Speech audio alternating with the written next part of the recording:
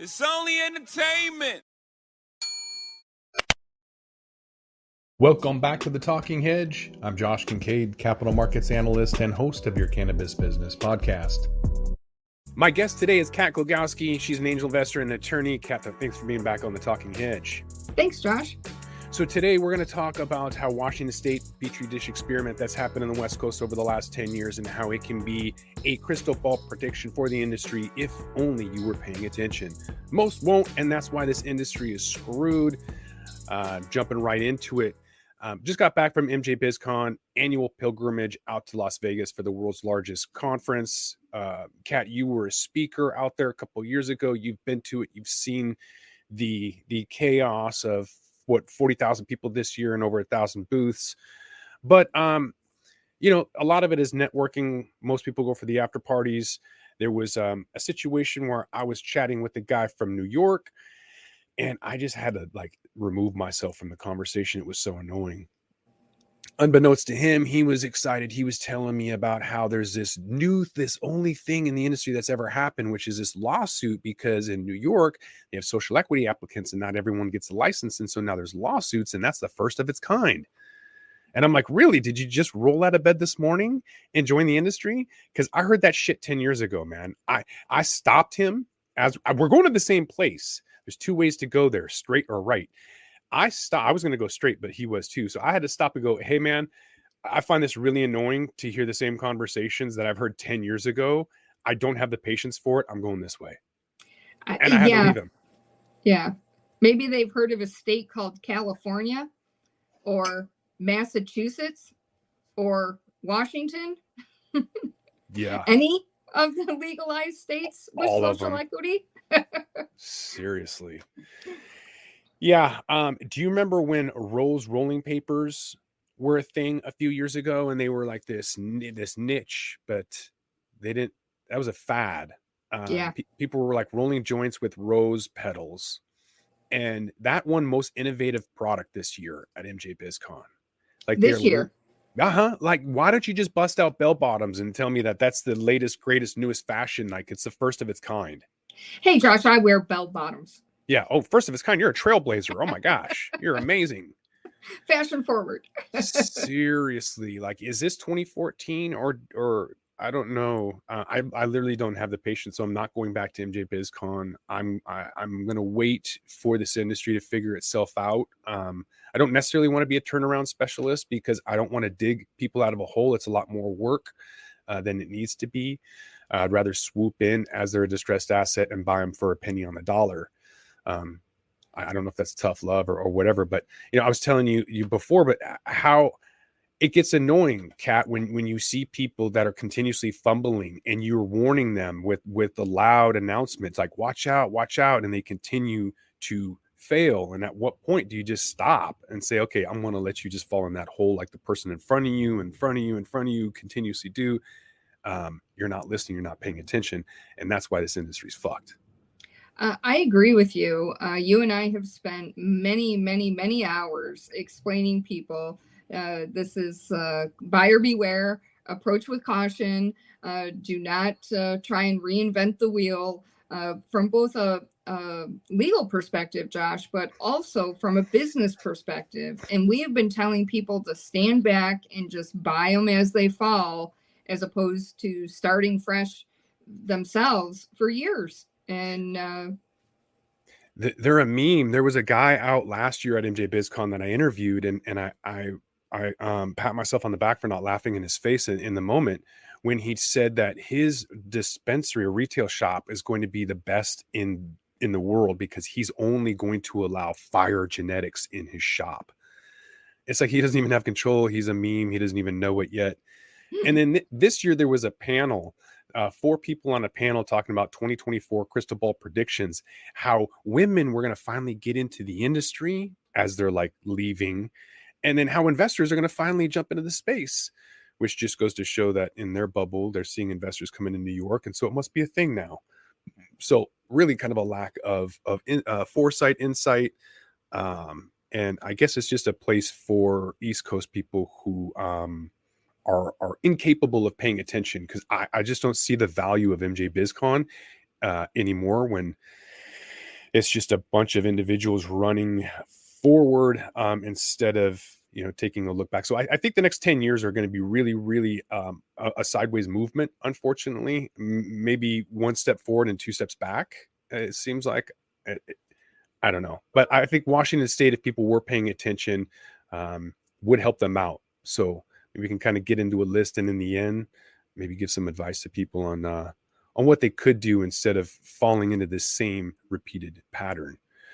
Okay. Because things are moving faster, right? So in 1998, Washington State went into medical marijuana. 7 years later, we had an actual establishment for retail. It still took like 3 years for shops to pop up. So even though in 98 we had medical, it wasn't until about 2011 where we actually saw like Have a Heart open their first shop. And they ended up selling to Harvest Health out of Arizona for like 20 million or 200 million or whatever the hell it was. Good for them.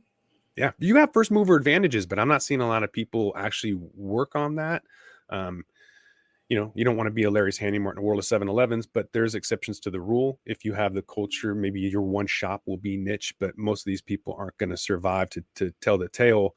And if it might not just be, taxes or the inability to write things off. Like Washington State has a 37% tax rate that they changed in 2014. It used to be 25% at the producer, 25% at the processor, and 25% at retail because we're not vertically integrated.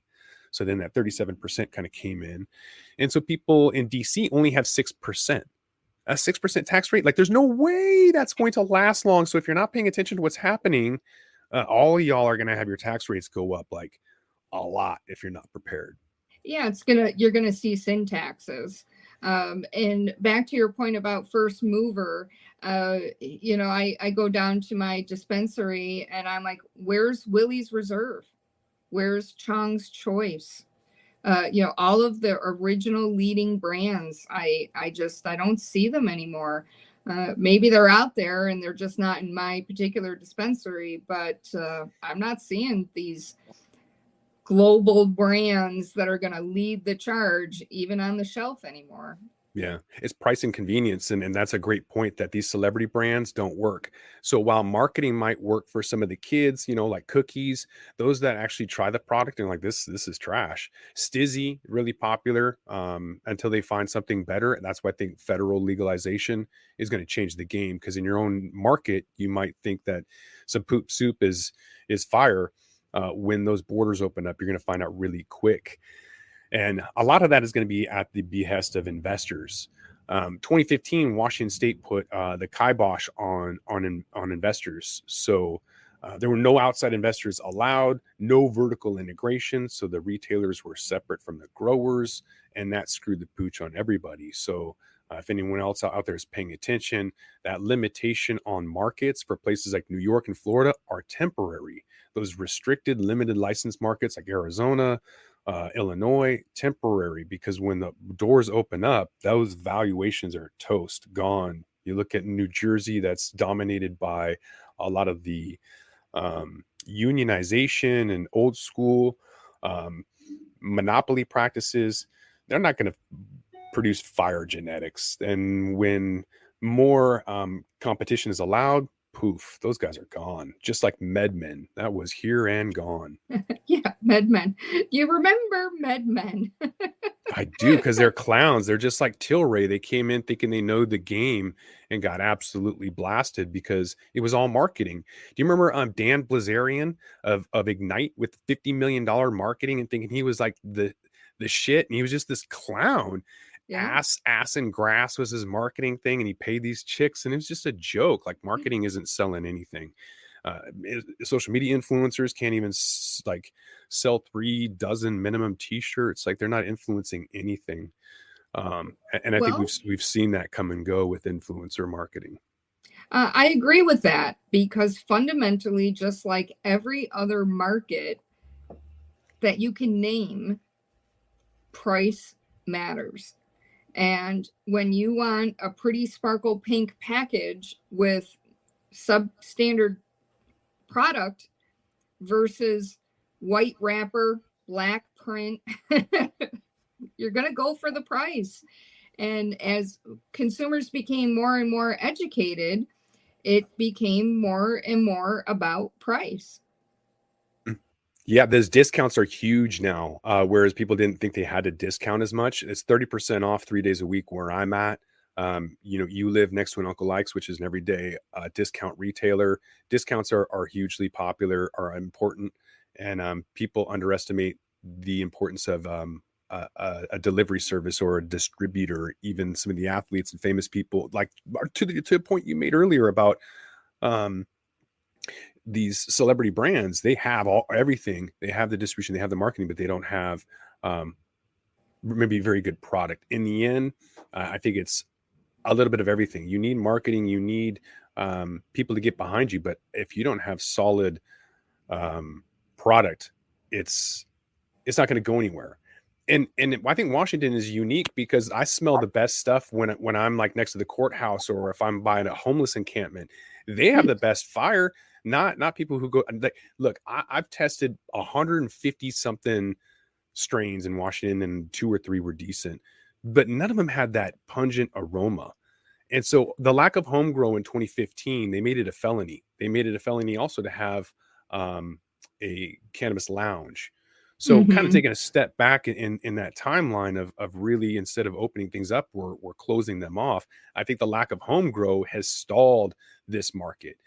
And so if you're looking from outside, I think your market is going to stall wherever you're at if you don't have home grow, because home grow is going to push those bigger guys to compete against things that I smell and I get jealous of. I mean, that's kind of really when you get that home bake, you're like, oh yes, go to Costco and go, ooh, that's better than my grandma's. Nobody says that.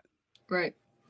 Well, to your point about consumption lounges, and if you're in New York, please think about this, because Canada sells cannabis, so does New Jersey and other states that touch New York. So, who's going to buy your cannabis? And okay, maybe tourists. All right, where are they going to consume it? In the hotel, on the street? Where are these people going to consume it? And Washington really faces a really big problem when the cruise ships comes in, and all the tourists are like, "Woohoo! Let's go get some wacky tobacco just because we're tourists and we can." Where do you consume it? Well, you consume it in the hotel, you consume it on the street, you consume it on the ship, in the park, and it really not good. Not good at all. It's dumb. Up in Canada, they let you smoke weed wherever you can smoke cigarettes, which is perfect. Versus, I just got back from MJ BizCon in Vegas, and one of the guys, like, we reek.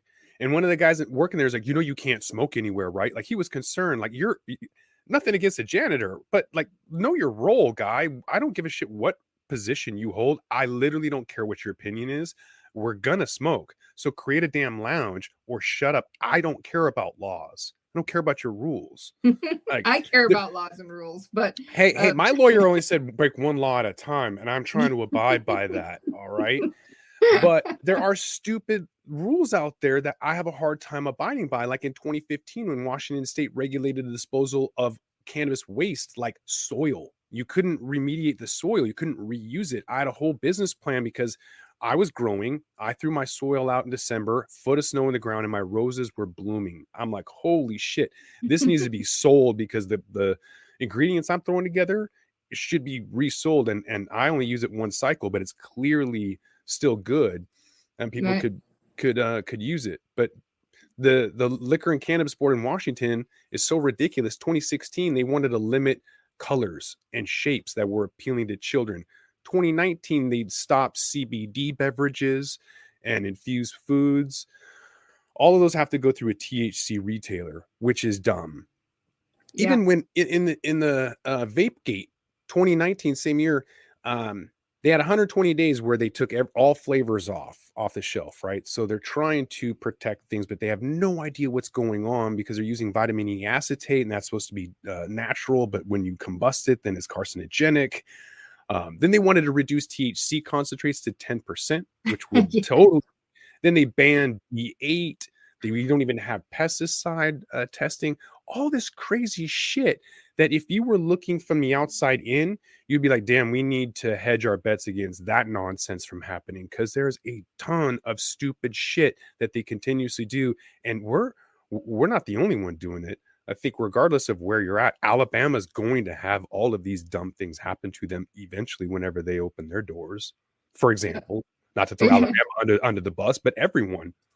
Yeah, and New York is going to have growing pains just like everybody else. You're late to the party. So take the lessons learned by the people that were ahead of you.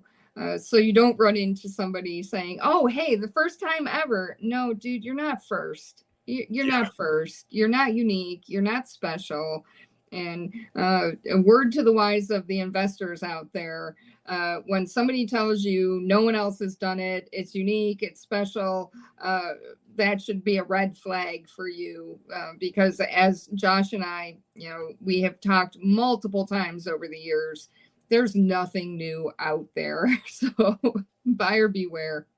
Yeah, caveat emptor for sure. You're seeing the same thing with the Skittles strains and the Hershey's edibles and all the same lawsuits, all the same stupid shit we've seen over and over again. And until people can learn from previous mistakes that we've made and move this industry forward, we're going to move sideways for probably the next 5 years minimum. Hopefully not the next 10. But I think this industry is fucked for the next 10 years until we can make some significant progress. I hope I'm wrong, but you might just have to come back to the Talking Hedge and find out. So I want to thank my guest, Kat Klogowski, angel investment attorney. Thanks for recapping how this industry is fucked and why Washington State is a Petri dish experiment that everyone should be looking at intensely. Appreciate your time. Thanks, Josh. I am Josh Kincaid. This is the Talking Hedge. Don't forget to like, share, and subscribe, or don't, and I'm out.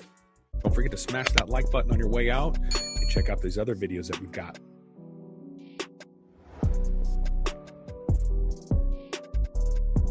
Thanks for listening to today's show. To check out more great cannabis podcasts, go to podconnects.com. Here's a preview of one of our other shows. I'm Joyce Gerber, the creator and host of the award-winning podcast, The Canna Mom Show.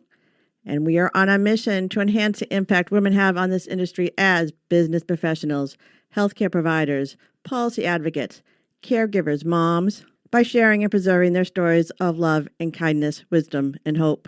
I am so grateful to have found my tribe of Canna podcasters right here on PodConX, and look forward to our work of crushing the stigma around cannabis and caregivers and building this new industry together.